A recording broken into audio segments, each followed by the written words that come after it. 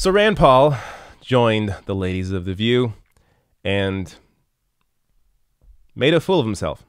So let me share this clip where I will prove him totally wrong in just a second. But you got to watch this.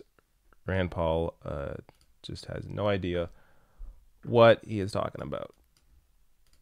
And the middle class. But we have massive taxes here, but we don't get any free stuff. We don't have free health care. Well, our public education system is a problem. It seems like the only people that get free stuff are the very, very wealthy. We have a different form of taxation in our country. Ours is much more progressive. So we've taken the poor off of the rolls. They don't pay income tax anymore. Most people below $50,000 don't pay any income tax. The top 1% in our country pay 40%. Our audience says that's not true. Well, the IRS statistics say that the top 1% in our country pay 40% of the income tax, and that those making less than $50,000. Donald Trump doesn't pay any income tax. Let me ask you this, because and the middle class. But we have massive taxes. Okay. So that's Rand Paul. All about lowering taxes for the wealthy.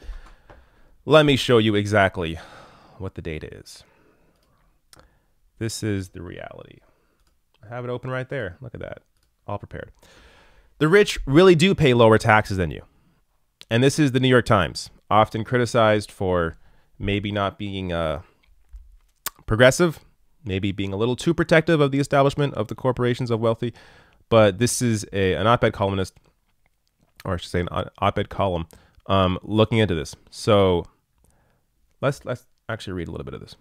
So almost a decade ago, Warren Buffett made a claim that would become famous. He said that he paid a lower tax rate than his secretary, thanks to the many loopholes and deductions that benefit the wealthy. His claim sparked debate about the fairness of the tax system. In the end, the expert consensus was that whatever Buffett's specific situation, most wealthy Americans did not actually pay a lower tax rate than the middle class. Is it the norm? The fact-checking outfit PolitiFact asked. No. Time for an update. It's the norm now. For the first time on record, the 400 wealthiest Americans last year paid a lower tax rate, spanning federal, state, and local taxes than any other income group, according to newly released data. So let's first look at 1950, I believe. So that's a sharp change from the 1950s and 1960s, when the wealthy paid a vastly higher tax rate than the middle class or the poor. So this is around the time when America was booming. Economic boom. Look who's paying the most. 1950, the top 400 paying the most in taxes. But over the years, look how that changed. Since then, taxes that hit the wealthiest the hardest, like the estate tax and corporate tax, have plummeted, while tax avoidance has become more common. So you see it's going down, and once it hits 1980, you know what happens. It really drops. President Trump's 2017 tax cut, which was largely a handout to the rich, plays a role too. It helped push the tax rate on the 400 wealthiest households below the rates for almost everyone else. Look at that. The top 400 wealthiest people in the country pay the lowest in taxes. When the country was booming, they paid the most. Now, people can't afford healthcare, can't afford housing, can't afford to live. Wealthiest people paying the least amount of taxes. This is the system. If anybody tells you, oh, this is a fair system, they are lying to you. They're lying, or they're ignorant, or both. So this is the actual reality.